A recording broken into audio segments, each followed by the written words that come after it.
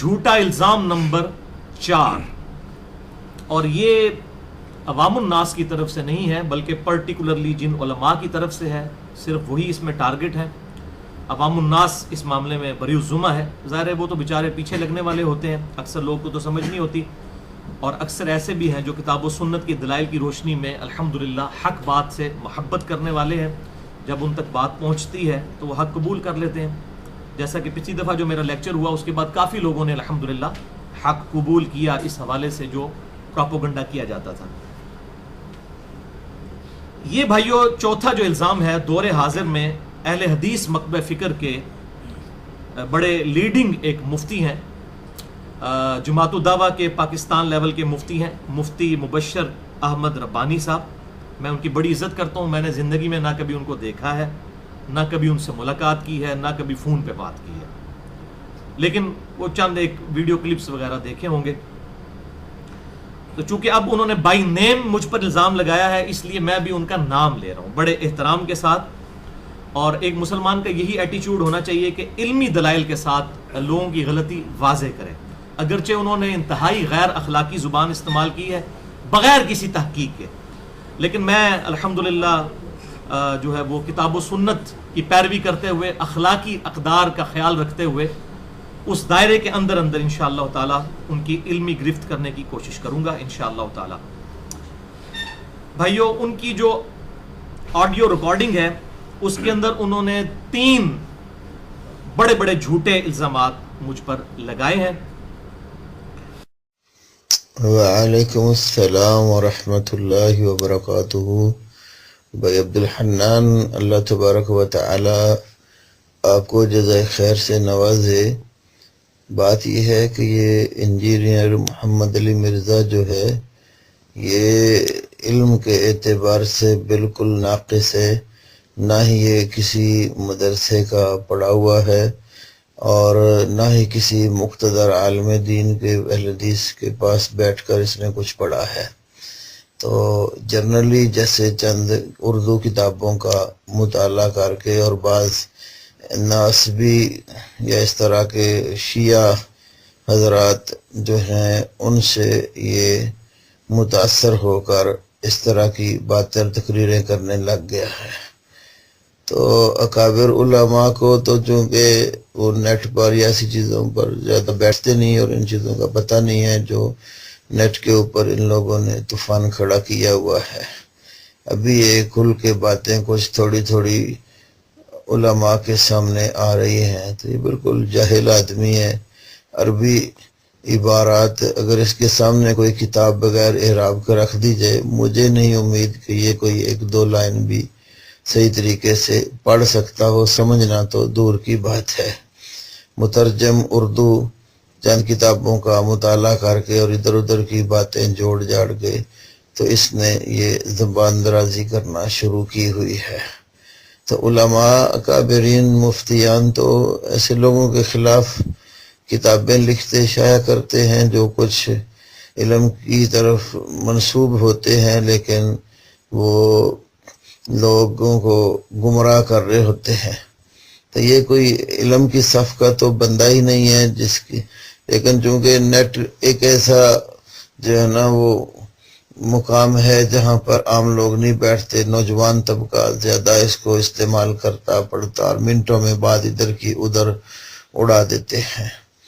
تو شیخ زبیر علی زئی رحمہ اللہ کی طرف پہلے ہی اپنے آپ کو منسوب کرتا، ان کا شاگرد ہوں۔ ان کا بیان بھی مجھے کسی بھائی نے بھیجا تھا، انہوں نے بھی کہا کہ یہ بالکل غلط آدمی ہے، یہ خواہ علماء کو بدنام کرتا۔ میں نے ایک دن شیخ زبیر علی زئی رحمہ اللہ کے جو ساتھی ہیں حافظ شیر محمد صاحب، جن کو سب کچھ وہ اپنا مدرسے کا دے کر اس دار فانی سے گئے ہیں، پوچھا کہ کیا یہ محمد علی مرزا شیخ زبیر صاحب کا شاگرد ہے؟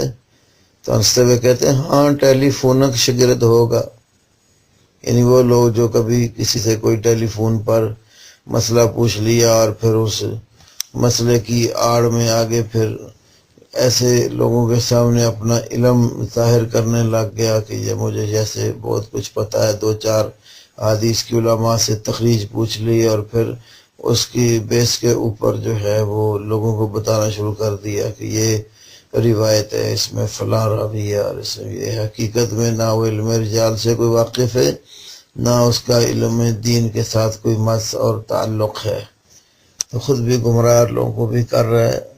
انشاءاللہ تعالی اگر ضرورت محسوس آپ لوگ کر رہے ہیں تو ہم لوگ اس کے خلاف انشاءاللہ تعالی کوئی فتویٰ تحریری صورت میں بھی جاری کر دیں گے، جو تاکہ لوگ اس کی گمراہی سے بچ جائیں۔ اللہ رب العالمین ہم سب کو توفیق عطا فرمائے۔ بھائیو، اس آڈیو ریکارڈنگ کے اندر ان کے طرف سے جو 3 جھوٹے بڑے بڑے الزامات لگائے گئے، میں انشاءاللہ ان کے علمی جوابات دوں گا۔ ان کی طرف سے جو 3 کامنٹس میرے بارے میں آئے۔ کامنٹ نمبر 1، یہ انجینئر محمد علی مرزا علم کے اعتبار سے بالکل ناقص ہے، کسی مدرسے کا پڑھا ہوا نہیں، اس نے صرف اردو کتابیں پڑھ کر علم حاصل کیا ہے، جاہل ہے، خود بھی گمراہ ہے اور لوگوں کو بھی گمراہ کر رہا ہے۔ اس کے خلاف ہم فتویٰ بھی دے دیں گے اگر ضرورت پڑی تو بھائیو، اس کے جواب میں مفتی صاحب سے عرض کروں گا، مفتی مبشر احمد ربانی صاحب کے ساتھ بڑے ادب اور احترام کے ساتھ، کہ آپ کی اگر یہ منطق اور لاجک مان لی جائے تو کوئی بھی اپنا مکتبہ فکر نہ بدلے۔ اگر آج ہزاروں لوگ ہماری دعوت کی وجہ سے کتاب و سنت کے منہج پر آ رہے ہیں تو صرف اس وجہ سے کہ انہوں نے اپنے علماء کی اندھی پیروی نہیں کی، بلکہ خود کتاب و سنت کو پڑھا ہے۔ ورنہ تو کوئی اگر اپنے مولویوں کے پیچھے لگے تو کب حق بات قبول کرے؟ تو اس کا علمی جواب میری طرف سے سن لیں۔ وہ یہ ہے کہ بھائیو، اسلام میں ہمیشہ ریفرنس سے بات ہوتی ہے، اور میں جب بھی کوئی گفتگو کرتا ہوں تو ریفرنس کے ساتھ کرتا ہوں۔ انگلش میں بھی ایک محاورہ بولا جاتا ہے، dictionary is always authority. But کی سپیلنگ BUT بٹ ہے یا BAT بٹ ہے یا BOT بٹ ہے، یہ ڈکشنری آکسفورڈ کی فیصلہ کرے گی۔ اگر ایک پرائمری اسکول کا بچہ BUT بٹ کہتا ہے اور ایک PhD انگلش کہتا ہے BAT بٹ، تو اس کی PhD کی ڈگری نہیں دیکھی جائے گی، اس کی اس مفتی کی ڈگری نہیں دیکھی جائے گی جو انگلش کی فیلڈ میں مفتی ہے، بلکہ دیکھا جائے گا آکسفورڈ کی ڈکشنری کے مطابق اس کی بات ٹھیک ہے۔ بالکل اس طریقے سے اسلام کی ڈکشنری جو ہے وہ کتاب اللہ اور سنت رسول صلی اللہ علیہ وسلم ہے، جو صحیح الاسناد احادیث سے ڈرائیو کی جائے۔ اس ریفرنس کے اوپر بات ہونی چاہیے، جس کی بات اس کے مطابق ہو وہ الحمدللہ حق ہے، اور اس میں اس بندے کو نہیں ماننا ہوتا بلکہ کتاب و سنت کو ماننا ہوتا ہے۔ اور اگر خدا نخواستہ اس کا انکار کیا جائے، وہ کتاب و سنت کا انکار ہے، اس بندے کا انکار نہیں ہے۔ مثال کے طور پر ایک چھوٹا بچہ پرائمری اسکول کا اگر آپ کو آگے کہتا ہے کہ مفتی صاحب، مفتی مبشر صاحب، قرآن حکیم میں سورۃ البقرہ کی آیت نمبر 279 میں لکھا ہوا ہے کہ جو شخص سود کھاتا ہے اللہ اور اس کے رسول کا اعلان جنگ ہے عز و جل و صلی اللہ علیہ وسلم اس کے خلاف، تو مفتی مبشر صاحب کیا اسے یہ کہیں گے کہ بیٹا ڈگری لے کر آؤ؟ ان کو چاہیے کہ وہ قرآن کی آیت دیکھیں، اور آیت دیکھ بھی لی اور بات نکل بھی آئی، اور پھر وہ یہ کہیں کہ بیٹا میں نے آپ کی بات نہیں ماننی اگرچہ قرآن میں لکھی ہوئی ہے، کیونکہ آپ کے پاس ڈگری نہیں ہے۔ تو ایسے اگر کوئی مفتی ہے تو اس کو تو پھر اپنے اسلام کی فکر کرنی ہوگی، اگر وہ ایسا کرتا ہے۔ میں ایک سپوزیشن کے ساتھ بات کر رہا ہوں۔ اسی طریقے سے یہ بھی بات یاد رکھیں کہ ہمارے محبوب صلی اللہ علیہ وسلم نے ہر مسلمان کو ایک ڈگری دی ہے۔ صحیح بخاری میں انٹرنیشنل نمبر کے مطابق 3461 نمبر حدیث ہے، بلغوا عنی ولو آیا، پہنچا دو میری طرف سے اگرچہ تمہیں ایک آیت ہی آتی ہو۔ پوری امت جو ہے یہ داعی ہے۔ کنتم خیر امت اخرجت للناس تأمرون بالمعروف وتنہون عن المنکر وتؤمنون باللہ، سورہ آل عمران آیت نمبر 110۔ تم سب سے بہترین امت ہو جو لوگوں کے نفع کے لیے نکالے گئے، لوگوں کو نیکی کی طرف بلاتے ہو، برائی سے روکتے ہو، اور اللہ پر ایمان لاتے ہو جیسا کہ ایمان لانے کا حق ہے۔ یہ تو ٹائٹل ہے امت محمدیہ صلی اللہ علیہ وسلم کا۔ تو یہ آپ کے مدرسوں کی ڈگریوں کی ضرورت نہیں ہے، بلکہ آپ صلی اللہ علیہ وسلم نے ہر مسلمان کو وہ ڈگری دی ہے کہ اگر اس کو ایک بات بھی پتا ہے وہ اگلے مسلمان تک پہنچا دے۔ ساری ڈگریاں والی بات اگر کی جائے تو سارے صحابہ بھی کوئی مفتی تو نہیں تھے، ان میں بھی چند ایک فقیہ لوگ تھے۔ تو یہ تو نہیں کہ باقی لوگ دعوت کا کام نہیں کرتے تھے، جتنی جس کو بات پتہ چلتی تھی وہ اگلے لوگوں تک اس بات کو پہنچایا کرتا تھا۔ پھر یہی لوگ خصوصاً اہل حدیث مکتبہ فکر کے لوگ، جنہیں میں الحمدللہ پوری دنیا میں تمام مکاتب فکر میں حق کے سب سے زیادہ قریب مانتا ہوں، اہل سنت کہلوانے والے تینوں گروہ، بریلوی، دیوبندی یا سلفی، اہل حدیث، یا اہل سنت کے جتنے آف شوٹس ہیں، حنفی، شافعی، مالکی، حنبلی، یا اہل تشیع اور ان کے آف شوٹ اثنا عشری ہوں یا زیدیہ ہوں یا جتنے باقی لوگ ہیں، ان میں سب سے میں حق کے قریب اہل حدیث کو مانتا ہوں. اور انہی کے علماء اور عوام یہ بات کرتی ہے.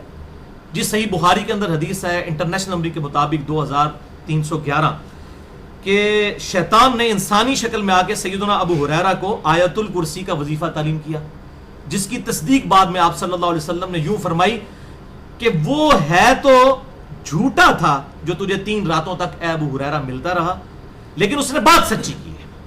تو یہ ہمارے محبوب صلی اللہ علیہ وسلم کی تعلیم ہے کہ اگر شیطان بھی سچی بات کرے، کتاب و سنت کے دلائل کی روشنی میں اس کی تصدیق کرو. تو اگر یہ مفتی صاحب مجھے زیادہ سے زیادہ بھی کوئی ٹائٹل دے دیں گے تو شیطان کا دیں گے، تو میرے ریفرنسز کو دیکھیں، حق بات کو قبول کریں. ورنہ اگر ایک قادیانی پوری زندگی صرف قادیانی علماء سے ہی مسئلہ پوچھتا رہے گا، اسے کبھی ختم نبوت سمجھ آئے گی؟ اسی طریقے سے بریلوی، دیوبندی، اہل حدیث، اہل تشیع جب صرف اپنے مقابلے فکر کے مولویوں سے مسئلے پوچھیں گے تو ان کو کیسے پتہ چلے گا کہ ہمارے اندر کیا خامی ہے اور کسی کے اندر کیا خوبی موجود ہے؟ وہ تو اپنے مسلک کی ڈگریوں کی طرف اور ان کے علماء کی طرف دعوت دیں گے. لہذا اب اس حوالے سے میری طرف سے ایک الزامی جواب بھی ہے اینٹی وینم کے طور پر، جسے میں پنجابی میں پھکی کہتا ہوں، کہ اگر یہی لاجک مان لی جائے مبشر احمد ربانی صاحب کی، تو ان کے ساتھ جتنے لوگ اٹیچ ہیں ان میں سے اکثر لوگ وہی ہیں جنہوں نے بخاری اور مسلم کا اردو میں ترجمہ پڑھ کر سنت کے مطابق نماز شروع کی ہے، رکوع میں جاتے وقت اور رکوع سے اٹھتے وقت رفع الیدین کرنے کا جو طریقہ اڈاپٹ کیا ہے. اگر یہ اس وقت اپنے بریلوی، دیوبندی یا شیعہ علماء کی بات مانتے اور ڈگریوں کے پیچھے چل پڑتے تو وہ کبھی بھی حق بات قبول نہ کرتے. تو ان تک تو نہ رہے نا بھائی. اب یہ تو نہیں کہ بخاری اور مسلم میں آپ نے رفع الیدین کی حدیثیں تو ماننی ہے، اور جو بخاری اور مسلم کے اندر بنو امیہ کی بدماشیوں کے بارے میں جو روایتیں آئی ہیں اور اہل بیت کے ساتھ ظلم کرنے کی اور یزید کے جو برے کارنامے آئے ہیں وہ آپ نے نہیں ماننے. جنہوں پنجابی جیسے کہنا میٹھا میٹھا ہاپ تے کوڑا کوڑا تھو تھو، اس کو وہ شیخ زبیر علی رحمہ اللہ تعالی المتوفی 1435 ہجری اکثر کہا کرتے تھے دوغلی پالیسی سے کلی اجتناب کیا تھا. تو یہ اکثر علماء جو ہیں وہ دوغلی پالیسی کا شکار ہوتے ہیں. اپنی باری آئے تو بخاری مسلم جب اپنے خلاف بات آ جائے تو نہیں جی اتنے بڑے بڑے بزرگوں کو نہیں یہ باتیں پتہ چلیں. بھائی بزرگ ہوں یا علماء ہوں، سب کے سب کتاب و سنت کے سامنے سر تسلیم ان کو خم کرنا ہوگا، تبھی ان کی بزرگی قائم رہے گی. ورنہ ایسے بزرگوں کو چاٹنا ہے جو کتاب و سنت کے خلاف گستاخانہ عقائد لوگوں کو بتائیں گے. ان کی عزت کتاب و سنت کی وجہ سے تھی نا، نہ کہ ان کو کوئی اللہ تعالیٰ کی طرف سے سرٹیفکیٹ ملا ہوا تھا کہ آپ نے ان کی عزت اور اکرام کرنا ہے. اچھا، اب میرا ان سے مبشر احمد ربانی صاحب سے سوال ہے. یہ کہتے ہیں جو اردو کتابیں پڑھ کر، یہ جو اردو کتابیں علماء نے لکھی ہیں، خود مبشر صاحب بھی اردو میں فتوے لکھتے ہیں، تو یہ کیا مال کمانے کے لیے لکھ رہے ہیں؟ کیونکہ ان کا تو موقف یہ ہے کہ ہر بندہ پہلے خود عربی سیکھے اور پھر وہ مسئلے حل کرے. تو یہ کتابیں قرآن کے ترجمے، حدیثوں کے ترجمے، کیا علماء نے اپنے پرسنل نوٹس بنائے ہیں؟ اگر نوٹس بنائے تو اپنے پاس رکھیں، اور اگر انہوں نے پبلک کے لیے لکھے ہیں تو پھر پبلک تو وہی بات کر رہی ہے جو آپ نے ترجمے کیے ہوئے ہیں، اپنی طرف سے تو کوئی بات نہیں کر رہی. تو آپ ان کا ترجمہ تو نہیں، آپ اپنا ترجمہ تو مانیں. تو یہ بات کرنا کہ اردو کتابیں پڑھ کر، تو اگر یہ پھر سیدھی طریقے سے ڈکلیئر کر دے کہ ہم نے دنیا کا مال کمانے کے لیے یہ اردو کتابوں کے ترجمے کیے ہیں، آپ کے لیے نہیں کیے، تو یہ نہیں ہے کہ کبھی کوئی بات اپنے گاٹے فٹ ہو جائے تو انسان پھر ان چیزوں سے وہ ویل کو انوینٹ کرنا شروع کر دے. ٹھیک ہے، اب میں تو اسی طریقے سے مبشر ربانی صاحب سے کہوں کہ آپ کہاں کے محدث ہیں؟ امام بخاری کی تو سند نبی صلی اللہ علیہ وسلم تک جاتی ہے، آپ بھی اپنی پوری سند پوری کریں اور اس میں جتنے راوی ہیں ان کا تعارف لکھیں. تو آپ مجھے بخاری مسلم سے حوالہ نہ دیں بلکہ ہر حدیث اپنی سند کے ساتھ نبی صلی اللہ علیہ وسلم تک پہنچائیں، تو یہ بات ٹھیک ہوگی. تو آج کے بھی جتنے بڑے بڑے مفتی ہیں، مفتی تو کیا ہے؟ نقال ہیں. یہ ایک اصطلاح ہے شریعت کی، فقہ کی ٹرم ہے. نقال وہ ہوتے ہیں جو نقل کرنے والے ہوتے ہیں. ہم سب بھی نقال ہیں، کتاب و سنت سے دلائل کو نقل کرتے ہیں. ہماری اپنی سند تو کوئی نہیں پہنچتی وہاں تک. ہم کہتے ہیں صحیح بخاری میں لکھا ہے، ہاں امام بخاری روایت کر رہے ہوتے ہیں، ہم نقال ہیں. بخاری سے، مسلم سے، ابو داؤد سے، ترمذی سے، نسائی، ابن ماجہ، مسند احمد اور الموطا امام مالک سے نقل کرنے والے لوگ ہیں. اور یہی ہمارا بھی حال ہے، اور ہمارے آج کے بڑے بڑے مفتیوں کا بھی اور بڑے بڑے علماء عرب کا بھی، تمام مکاتب فکر کے علماء ہے نقال ہی ہیں، وہ نقل ہی کر رہے ہیں ان کتابوں کے ساتھ. تو لہٰذا ان کو کوئی زیادہ سپریورٹی حاصل نہیں ہو گئی ہے اس حوالے سے کہ وہ یہ سمجھتے ہیں کہ ہمارے پاس کوئی ڈگریاں آ گئی ہیں اور ہمارے پاس اب اتھارٹی ہے کہ کسی کے لیے گمراہی کا فتویٰ لکھ دیں. بہرحال الحمدللہ مجھے اتنی بنیادی عربی آتی ہے، میں نے 2007-8 کے اندر باقاعدہ طور پر عربی سیکھی ہے. کہ میں الحمدللہ قرآن پاک کا ترجمہ بڑی آسانی کے ساتھ کر لیتا ہوں، اکثر احادیث کا بھی ترجمہ کر لیتا ہوں، بسا اوقات جب ضرورت پڑتی ہے تو اہل علم سے استفادہ کر لیتے ہیں. تو الحمدللہ اب تو کتابیں ترجمہ ہو چکی ہیں، لہٰذا یہ بالکل الزام ان کی طرف سے باطل ہے. کامنٹ نمبر 2 مبشر احمد ربانی صاحب کا، وہ کہتے ہیں یہ پہلے اپنے آپ کو شیخ زبیر علی زئی رحمہ اللہ کی طرف منسوب کرتا تھا، اب بدل گیا ہے. وہی بات ہے کہ اگر کسی کے مدرسے کی ڈگری بھی لے لو نا، اگر اور بعد میں ان کے خلاف بات کہتے ہیں ڈگری تو ساڈی سی بدل گئی، پائی پھر ڈگری کا کیڑا فائدہ سانو، جو تہاڈے خلاف گل کیتی تے پھر تسی کہنا ڈگری نہیں اسی آن کر دیں. اچھا تو اب بدل گیا ہے اور یہ کہتا ہے میں ان کا شاگرد ہوں. میں نے جب حافظ شیر محمد صاحب سے پوچھا، جن کو شیخ زبیر علی زئی رحمہ اللہ اپنے بعد سب کچھ دے کر گئے ہیں، تو انہوں نے کہا کہ ہاں وہ ٹیلی فونک شاگرد ہوگا. الحمدللہ حافظ شیر محمد صاحب سے میرا ابھی بھی رابطہ موجود ہے. میں نے کب یہ دعویٰ کیا ہے کہ میں شیخ زبیر علی زئی صاحب کا شاگرد ہوں؟ ہاں ویڈیوز کے اعتبار سے، کتابوں کے اعتبار سے تو میرے بہت سارے استاد ہیں. ڈاکٹر اسرار صاحب میرے استاد ہیں، جاوید احمد غامدی صاحب میرے استاد ہیں، ڈاکٹر ذاکر نائک میرے استاد ہیں، غلام رسول سعیدی صاحب میرے استاد ہیں، الیاس قادری صاحب میرے استاد ہیں، ڈاکٹر طاہر القادری صاحب میرے استاد ہیں، اگر ویڈیوز کی اور کتابوں کی ریفرنسز کی بات کرتے ہیں. میں تو الحمدللہ اپنا فخر یہی بتاتا ہوں کہ میں نے کسی فرقے کے مدرسے کی ڈگری نہیں لی ہوئی ہے، بلکہ کتاب و سنت کے دلائل کے ساتھ بات کرتا ہوں. تو یہ تو میرا فخر ہے. میں نے کیوں اپنے آپ کو کسی کی طرف اس حوالے سے منسوب کرنا ہے کہ میں نے اس کے مدرسے سے کوئی ڈگری حاصل کی ہے. لہٰذا یہ بغیر تحقیق کے مفتی مبشر ربانی صاحب نے مجھ پر بالکل الزام لگایا ہے جھوٹا، اور اللہ تعالیٰ کی قیامت والے دن ان کو اس معاملے میں پوچھے گا اگر انہوں نے توبہ نہ کی اور مجھ سے معافی نہ مانگی آفیشلی. میں نے الحمدللہ آج تک اپنے آپ کو اللہ اور اس کے رسول صلی اللہ علیہ وسلم کے علاوہ کسی اور ہستی کی طرف منسوب نہیں کیا. ہمیشہ بات ہوتی ہے کتاب و سنت کے دلائل کے ساتھ. بلکہ آج سے 1.5 سال پہلے میری پوری ویڈیو ریکارڈ ہے شیخ زبیر علی زئی رحمہ اللہ ایک حق گو عالم دین 23 نومبر 2013 کو. وہ 2.5 گھنٹے کی ویڈیو ہے جس میں شیخ صاحب کے اپنے ویڈیو کلپس ہیں، ان کی کتابوں کے حوالے دے کے میں نے کئی ایسے موقف ان کے بیان کیے ہیں جو آج کل کے اہل حدیث علماء کے ان کے خلاف ہیں. اور اس میں نے کلیئر کٹ اس کے مقدمے میں کلیئر کیا ہے کہ اگر کسی کو ابہام ہے تو وہ کلیئر کر لے کہ میں شیخ زبیر علی زئی صاحب کا کوئی باقاعدہ شاگرد نہیں ہوں، نہ میں نے ان کے کوئی مدرسے سے تعلیم حاصل کی ہے. میرا سارا جو سارے کا سارا ایسٹ ہے وہ ان کی ویڈیوز اور ان کی کتابیں ہیں جو وہ لکھ کر گئے ہیں. میں نے تو الحمدللہ کلیئر کٹ اس کو ڈکلیئر کیا. اور یہاں پر میں ایک اور کلیریفیکیشن بھی اپنے حوالے سے دے دوں کہ میں ان کا کوئی باقاعدہ شاگرد نہیں ہوں، نہ ان کے پاس کوئی تعلیم حاصل کی. میرے پاس سارا ایسٹ جو ہے وہ ان کی ویڈیوز ہیں، ان کی کتابیں ہیں، اور ان سے جو میری ٹیلی فونک ڈسکشن ہوا کرتی تھی، اور اس کے علاوہ جو میں خود بھی تحقیق کیا کرتا تھا اور ان کے ساتھ ڈسکشن کرتا تھا. اور الحمدللہ کئی باتیں مجھے ان کی وجہ سے پتا چلی اور کئی باتیں ان کو میری وجہ سے پتا چلی.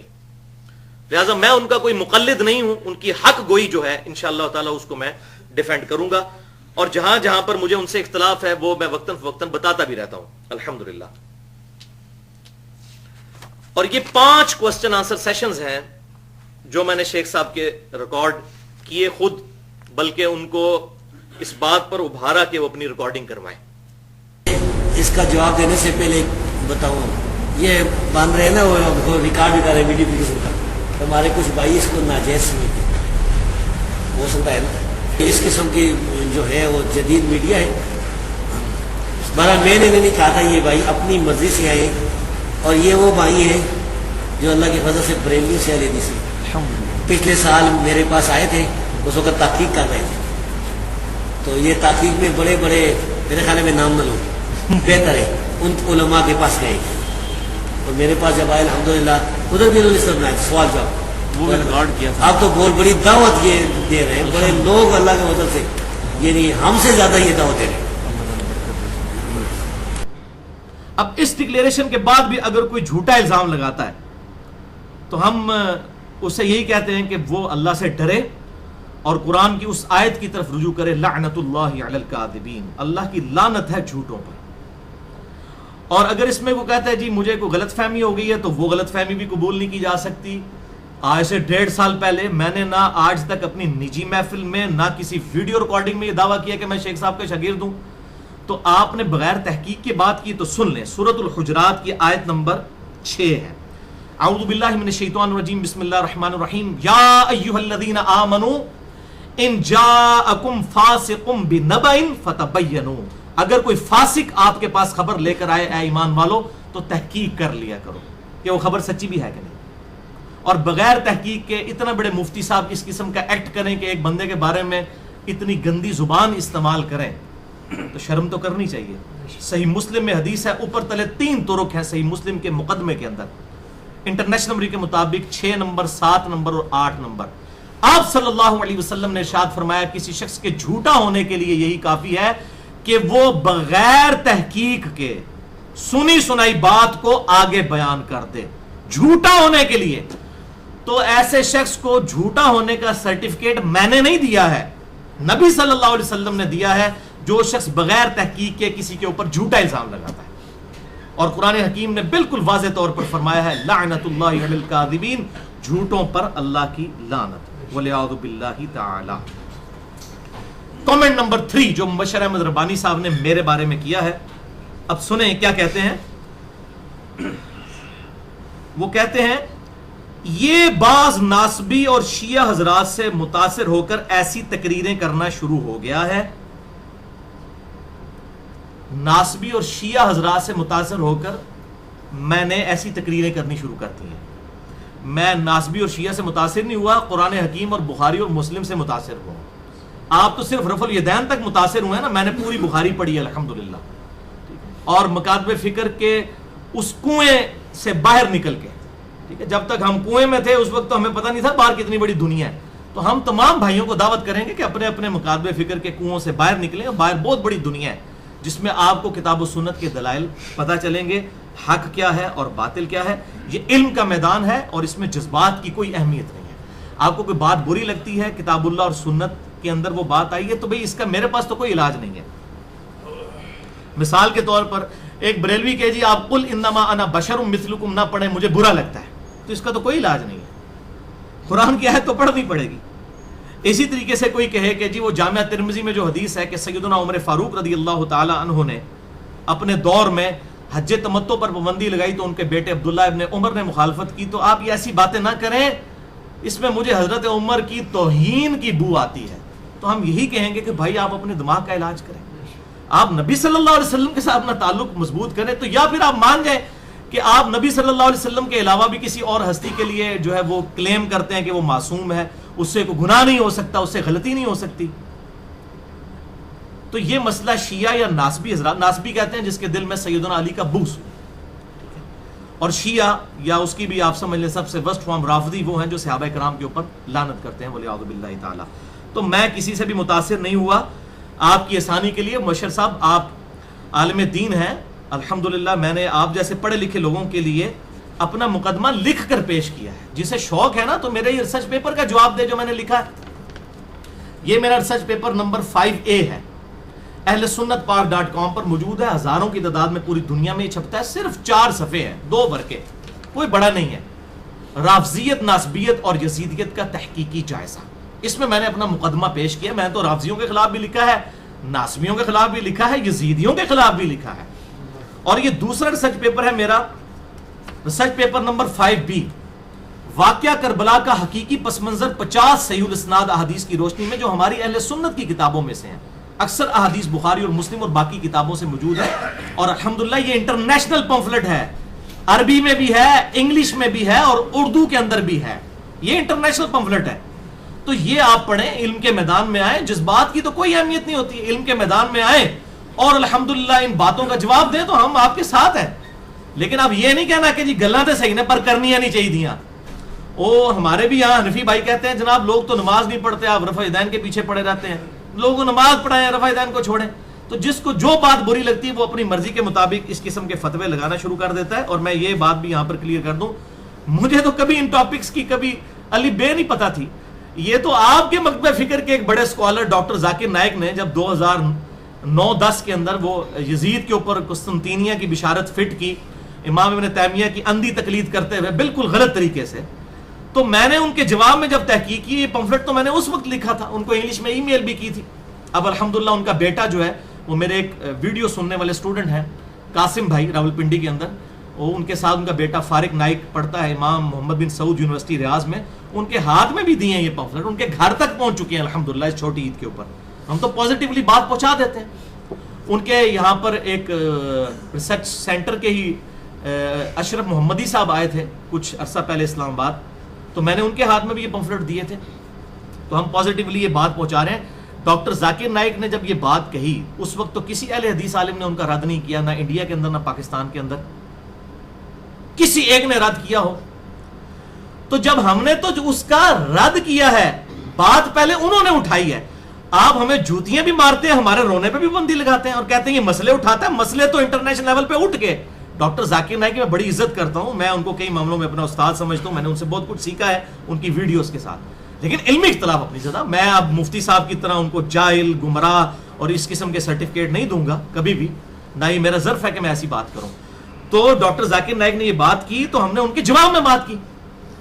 تو اب یہاں پر بھی یہ الزامی جواب پہ میں پھکی کے طور پر مفتی مبشر احمد ربانی صاحب کو بتانے لگا ہوں کہ اصل میں ناسبی اور شیعہ حضرات سے متاثر کون ہوئے ہیں.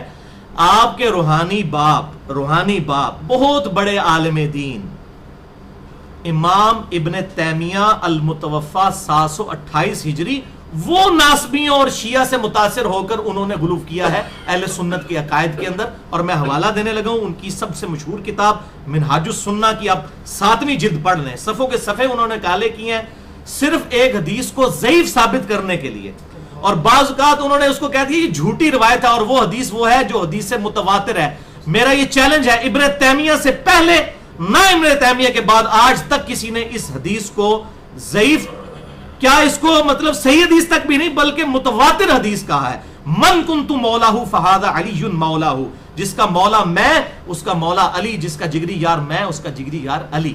یہ حدیث جامعہ ترمذی میں موجود ہے، مسند احمد میں موجود ہے، سنن نسائی الکبریٰ کے اندر موجود ہے اور کئی کتابوں کے اندر موجود ہے. شیخ البانی نے بھی اسے حدیث متواتر کہا اور شیخ زبیر علیزئی صاحب رحمہ اللہ نے بھی اسے حدیث متواتر کہا. ہم ان کا کلپ بھی یہاں پر میں ایک ریکارڈڈ ہے میرا مسئلہ نمبر 102 کا، انشاءاللہ تعالی اس میں وہ ڈال بھی دیں گے کلپ بھی، جس میں نے اس حدیث کا پورا تعارف کروایا ہے جس کو امام ابن تیمیہ نے منہاج السنہ میں لکھا یہ جھوٹی روایت ہے.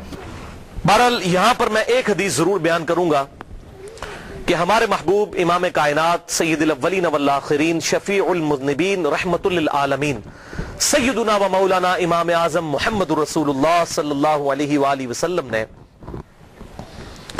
اپنی وفات سے تقریباً 2.5 سے 3 مہینے پہلے ایک خطبہ دیا جو اہل سنت اور اہل تشیع کے ہاں کامن پایا جاتا ہے. اس حدیث کو غدیر خم کی حدیث کہتے ہیں. اہل سنت کے ہاں 4 حدیث ہیں اوپر تلے صحیح مسلم میں.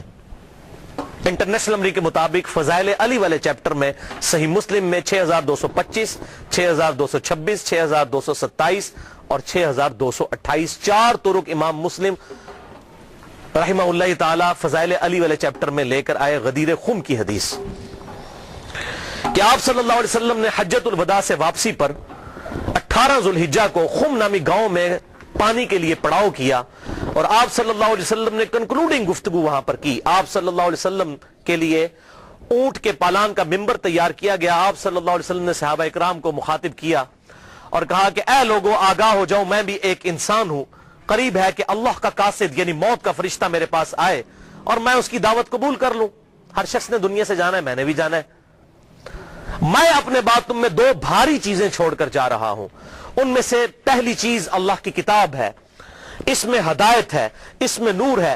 تم اللہ کی کتاب کو پکڑو، اپنا تعلق اس کتاب کے ساتھ مضبوط کرو. اللہ کی کتاب اللہ کی رسی ہے، جو اسے پکڑے گا ہدایت پر ہوگا، جو اسے چھوڑ دے گا گمراہ ہو جائے گا.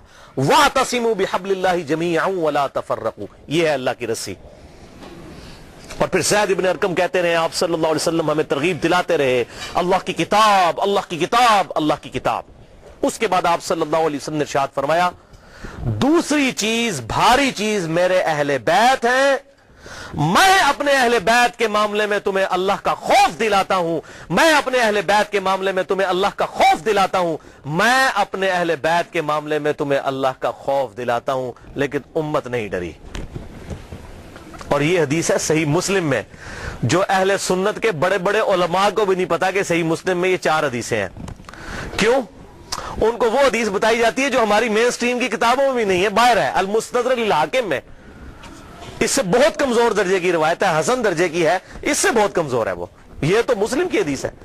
انٹرنیشنل نمبر کے مطابق المستدرک للحاکم میں کتاب العلم چیپٹر میں 318 نمبر حدیث کہ میں اپنے بعد دو ایسی چیزیں چھوڑ کر جا رہا ہوں جن کو مضبوطی سے پکڑ لوگے کبھی گمراہ نہیں ہوگے، ایک اللہ کی کتاب اور دوسرے اس کے رسول صلی اللہ علیہ وسلم کی سنت۔ یہ حجۃ الوداع پر آپ نے فرمایا تھا، لیکن یہ اس کے بھی بعد کا خطبہ ہے، اس کو بھی سپرسیڈ کرنے والا جو صحیح مسلم میں ہے کہ کتاب اللہ کو پکڑنا اور اہل بیت کے معاملے میں اللہ سے ڈراتا ہوں، ان کے ساتھ حسن سلوک کرنا۔ لیکن امت نے اہل بیت کا وہ حشر کیا کہ کسی نبی کی امت نے اپنے نبی کے ماننے والوں کے ساتھ یہ نہیں کیا، کافروں نے ضرور کیا، لیکن یہ ایک یونیک مثال ہے کہ مسلمانوں نے جو نمازوں میں اللہم صلی علی محمد وعلی آل محمد پڑھتے رہے اور آل محمد ذبح کر دی، تو درود شریف کس منہ سے پڑھتے ہیں؟ والعیاذ باللہ تعالی۔ تو آپ صلی اللہ علیہ وسلم نے فرمایا کہ میں اپنے اہل بیت کے معاملے میں تمہیں اللہ سے ڈراتا ہوں، اور باقی کتابوں میں یہ حدیث پھر اس سے بھی آگے چلتی ہے صحیح سند کے ساتھ۔ جامعہ ترمذی میں 3713، مسند امام احمد میں 19321، سنن نسائی الکبریٰ میں 8478 اور امام ابن ابی عاصم کی کتاب السنہ میں 1158 نمبر۔ یہ چار میں نے حوالے دے دی ہیں، یہ حدیث آگے بھی چلتی ہے، اور شیخ البانی رحمہ اللہ نے اپنے سلسلہ احادیث صحیحہ میں 1750 نمبر حدیث کے انڈر یہی احادیث کے کم از کم 22 طرق لیے 22 صحابہ سے، اور کہا کہ حدیث متواترہ ہے غدیر خم کی حدیث۔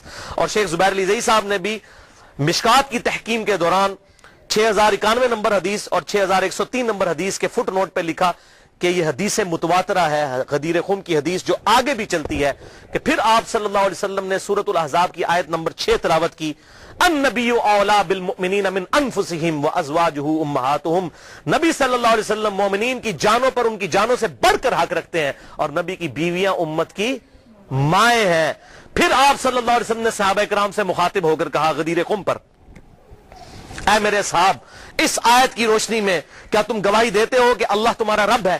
سب نے کہا بلا یا رسول اللہ، کیوں نہیں یا رسول اللہ صلی اللہ علیہ وسلم۔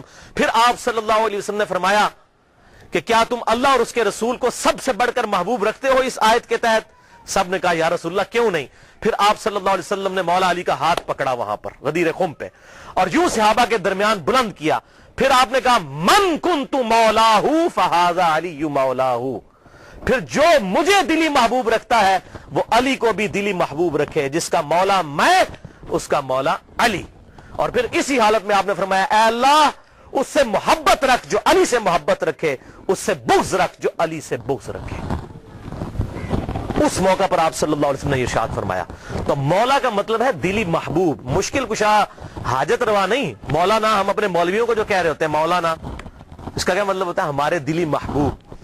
قرآن میں آیا سورہ تحریم کی آیت نمبر 4 میں فَإِنَّ اللَّهَ هُوَ مَوْلَاهُ وَجِبْرِيلُ وَصَالِحُ الْمُؤْمِنِينَ، نبی کا مولا ہے اللہ، جبریل، ایمان والے اور تمام فرشتے نبی کے مولا ہیں، اور نبی ان کے مولا ہیں دلی محبوب۔ جو مولا کا مشکل کشا والا معنی ہے وہ اللہ کے لیے خاص ہے۔ یہاں پر معنی آپ دیکھیں کیا کہا کہ میں تم پر تمہاری جانوں سے بڑھ کر حق رکھتا ہوں، دلی محبوب۔ النبی اولا بالمؤمنین، نبی اولا ہے، اولا مولا یہ تمام الفاظ دلی محبوب کے لیے، جگری یار کے لیے۔ تو یہ اس کا مشکل کشا معنی لینا بالکل ظلم ہے بھائیو۔ قرآن پاک میں واضح طور پر آیا ایاک نعبد و ایاک نستعین، اے اللہ ہم صرف تیری ہی عبادت کرتے ہیں، غائب میں مدد کے لیے صرف تجھی کو پکارتے ہیں۔ یہ تو جھگڑا ہی نہیں ہے کہ سیدنا علی رضی اللہ تعالیٰ عنہ کو اختیار ہے یا نہیں، مولا علی کو اختیار ہو، شیخ عبد القادر جیلانی کو اگر اختیار ہو تب بھی ان کو غائب میں دعا کے لیے نہیں پکار سکتے۔ مولا علی اپنی نمازوں میں اللہ کو پکارتے تھے۔ مولا علی کا ماننے والا وہی ہوگا جو مولا علی کی سنت پر عمل کرتے ہوئے اللہ کو پکارے گا، یا حی یا قیوم برحمتک استغیث، حسبنا اللہ ونعم الوکیل، لا الہ الا انت سبحانک انی کنت من الظالمین۔ بارش کون برساتا ہے؟ اللہ۔ ڈیوٹی کس کی ہے؟ فرشتوں کی۔ تو بارش فرشتوں سے مانگیں گے یا اللہ سے؟ اللہ سے۔ تو سیدنا علی کو اگر اختیار ہو بھی تب بھی ان کو پکاریں گے نہیں۔ ہاں ظاہری اسباب وہ معاملہ بالکل ڈیفرنٹ ہے، میں آپ کو کہتا ہوں مجھے پانی پلا دے، بالکل ٹھیک ہے، لیکن آپ وہاں بغداد میں دفن ہیں، بغداد میں بھی قبر میں، اور کہتے ہیں میں آپ کو کہتا ہوں مجھے پانی پلا دیں، وہی بات وہی جملہ صرف کوآرڈینیٹس فریم آف ریفرنس بدلنے کی وجہ سے غائب میں پکارنا ہو جائے گا، اور غائب میں پکارنا عبادت ہے، اور عبادت جو ہے وہ اللہ کے ساتھ خاص ہے۔ اسی لیے قرآن میں کہا گیا ایاک نعبد، اے اللہ عبادت بھی تیری کرتے ہیں، و ایاک نستعین، اور غائب میں مدد یعنی دعا کے لیے اپروپریٹ ٹرانسلیشن ہے ایاک نستعین کی، دعا تجھ سے کرتے ہیں، دعا ہوگی اللہ سے۔ بہرحال اسی حدیث غدیر خم کی حدیث کی سپورٹ میں صحیح مسلم میں کہتا ہوں بڑی اسٹانشنگ حدیث ہے، جو مولا علی نے صفین کے مقام پر جب تحکیم کا ایشو اٹھنے والا تھا اس وقت اصحاب کو جمع کر کے کہا۔ صحیح مسلم انٹرنیشنل نمبرنگ کے مطابق 240 نمبر حدیث، اور امام مسلم اسے کتاب الایمان والے چیپٹر کے اندر لے کر آئے ہیں کہ سیدنا علی نے کہا کہ اس ذات کی قسم کہ جس نے دانے کو پھاڑ کر اس میں سے اناج اگایا اور تمام مخلوقات کو پیدا کیا، نبی امی صلی اللہ علیہ وسلم نے مجھ سے یہ عہد لیا تھا کہ علی سے محبت نہیں رکھے گا مگر مومن، اور علی سے بغض نہیں رکھے گا مگر منافق۔ محبت علی از دا لٹمس ٹیسٹ آف ایمان۔ آج کسی کو چیک کرنا ہے کہ مومن ہے یا منافق ہے، دیکھ لیں مولا علی کی محبت ہے تو مومن ہے، اور مولا علی کا بغض ہے تو پکا منافق ہے۔ یہ شیعہ سنی کا مسئلہ ہی نہیں ہے، یہ تو بات ہی بہت آگے چلی گئی ہے۔ صحیح مسلم کتاب الایمان 240 نمبر حدیث کہ علی سے محبت نہیں رکھے گا مگر مومن، علی سے بغض نہیں رکھے گا مگر منافق۔ اور یہ پرٹیکولرلی دو ہی لوگوں کے بارے میں یہ بات آئی ہے، بخاری اور مسلم میں دوسرے انصار کے بارے میں آیا کہ انصار سے صرف مومن ہی محبت رکھیں گے اور انصار سے صرف بغض منافق ہی رکھیں گے۔ اور آپ دیکھ لیں انصار کے ساتھ واقعہ ہرہ میں یزید نے جو کچھ کیا، قتل عام ان کا، اور یہاں پر مولا علی کے خلاف جو لوگ کھڑے ہوئے ان کے معاملات بھی بالکل سامنے ہیں۔ لہٰذا یہ جو غدیر خم کا خطبہ ہے آپ صلی اللہ علیہ وسلم نے خم نامی گاؤں میں کیوں دیا، اس کی ایک ٹیکنیکل ریزن ہے۔ حجۃ الوداع پہ بھی آپ یہ بات کر سکتے تھے، آپ نے خم نامی گاؤں میں اس لیے خطبہ دیا کہ اس موقع کے اوپر سب لوگ جا چکے تھے سوائے اہل شام کے اور اہل مدینہ کے، اور یہی بدبخت شامی تھے جو بعد میں مولا علی کے خلاف صفین میں کھڑے ہوئے۔ حضور ان کو ڈرا رہے تھے، اور دیکھیں اس کے بعد کیا ہو سکتا ہے، من کنت مولاہ فہذا علی مولاہ، بات ہی کچھ نہیں رہ جاتی۔ اور اہل مدینہ میں بھی ایسے لوگ شامل، پھر اہل مدینہ کے اوپر ظلم بھی ہوئے، آپ صلی اللہ علیہ وسلم نے پہلے ان کو خبردار کر دیا۔ یہ تھی اس کی حکمت، اور آنے والے وقت کے بارے میں اشارہ تھا کہ یہ معاملات ان کے ساتھ ہوں گے۔ بہرحال اس معاملے میں جن لوگوں نے بھی سیدنا علی کے ساتھ زیادتی کی، چاہے وہ حضرت امیر معاویہ رضی اللہ تعالیٰ عنہ ہو، یا حضرت مغیرہ ابن شعبہ رضی اللہ عنہ ہو، یا حضرت عمر ابن عاص رضی اللہ عنہ ہو، ہم کسی پر لعنت کرنے کے قائل نہیں ہیں، لیکن ان کی غلطیوں کا جھوٹا دفاع بھی نہیں کرتے، اور نہ ہم رافضیوں کی طرح ان پر لعنت کرتے ہیں۔ ان کا معاملہ ہم اللہ کے سپرد کرتے ہیں، غلطی جو ہے 100 بسم اللہ بیان ہوگی۔ حضرت آدم سے زیادہ کسی کا مرتبہ نہیں، 7 دفعہ ان کی غلطی بھی قرآن میں بیان ہوئی ہے۔ غلطی بیان کرنے کا مقصد یہ نہیں ہوتا آپ نے کسی کو ذلیل کر دیا، ورنہ یہ محدثین نے ذلیل کیا معاذ اللہ۔ اگر یہ چیز ہوتی اور بخاری اور مسلم یہ حدیث کیوں آتی، تو اس پہ میرا پورا ایک علیحدہ سے ریسرچ پیپر یہ میں نے جو بتایا، اور لیکچرز بھی موجود ہے کہ کس طرح حضرت علی کو جمعے کے خطبوں میں گالیاں نکالی جاتی تھی، بخاری میں، مسلم میں، ابو داؤد میں، ترمذی میں، نسائی میں، ابن ماجہ میں کتنی احادیث موجود ہیں۔ تو یہ ممبروں پر مولا علی پر لعنت کرنے کی بدعت بنو امیہ کے دور میں جاری ہوئی، لہذا شیعان علی وہ ہوں گے جو علی کی سنت پر عمل کریں گے۔ مولا علی کو خوارج نے کافر کہا، لیکن مولا علی نے ان کے جنازے خود پڑھائے اور کہا کہ یہ میرے بھائی تھے، بگوڑے ہو گئے، میں ان کو مسلمان سمجھتا ہوں، اور ان کے لیے دعا کی اللہم اغفر لحینا و میتنا۔ جبکہ دوسری طرف بنو امیہ کے ماننے والے وہ لوگ ہیں جو حضرت علی پر ممبروں پر لعنت کرتے تھے، اور آج ان کی باقیات اس فارم میں موجود ہے کہ وہ باقی صاحب کے اوپر لعنت کرتے ہیں۔ مولا علی کا ماننے والا وہ ہوگا جو بنو امیہ کی بدعت پر نہ چلے، مولا علی کی سنت پر چلے۔ یہ فرق سمجھ لیجئے۔ تو شیعان علی سے مراد علی کے گروہ کے لوگ، خالی ٹائٹل لگا لینے سے نہیں۔ آج سنی کون کون نہیں اپنے آپ کہتا، بریلوی کہتے ہیں ہم سنی ہیں، دیوبندی کہتے ہیں ہم سنی ہیں، اہل حدیث کہتے ہیں ہم سنی ہیں، لیکن ایک دوسرے سے پوچھیں وہ کہتے ہیں نہیں اسی سنی ہے، دوسرا سنی نہیں ہے۔ تو ٹائٹل آپ لگاتے رہے، بے شک شراب کی بوتل کے بعد روح افزا لکھ لینے سے روح افزا بن جائے گی، یہ جامع شیری بن جائے گی؟ نہیں، اصل تو بات یہ کہ واقعی علی کا شیعہ کون ہے۔ شیعہ علی کا وہی ہوگا، علی کے گروہ کا آدمی وہی ہوگا جو مولا علی کی سنت پر عمل کرنے والا ہوگا۔ اور مولا علی نے ہمیں یہی درس دیا ہے کہ کسی بھی شخص کے اوپر لعنت نہ کی جائے۔ یہ لعنت کرنا تو بنو امیہ کی بدعت ہے، جو ان کے طریقے پر چلنا چاہتے ہیں اور ان کی پارٹی میں قیامت والے دن اٹھنا چاہتے ہیں تو بے شک اٹھیں. ہم تو مولا علی کے ساتھ ہیں, دنیا میں بھی انشاءاللہ اور آخرت میں بھی انشاءاللہ مولا علی کے ساتھ اٹھائے جائیں گے انشاءاللہ تعالی, اور اہل بیت کے ساتھ. اب حدیث متواتر کا انکار اہل سنت کے ہاں کفر ہوتا ہے. تو مبشرہ میں ربانی صاحب آپ ذرا جرأت کریں اور اپنے جو روحانی بزرگ ہیں امام ابن تیمیہ ان کے اوپر کفر کا فتویٰ لگائیں, میرے اصول پہ نہیں, اپنے اصول کے اوپر, جنہوں نے حدیث متواتر کا انکار کیا ہے. اب مجھے پتا چلے گا کہ آپ کی کتاب و سنت سے کتنی محبت ہے اور آپ کی کتنی محبت اپنے بزرگوں کے ساتھ ہے.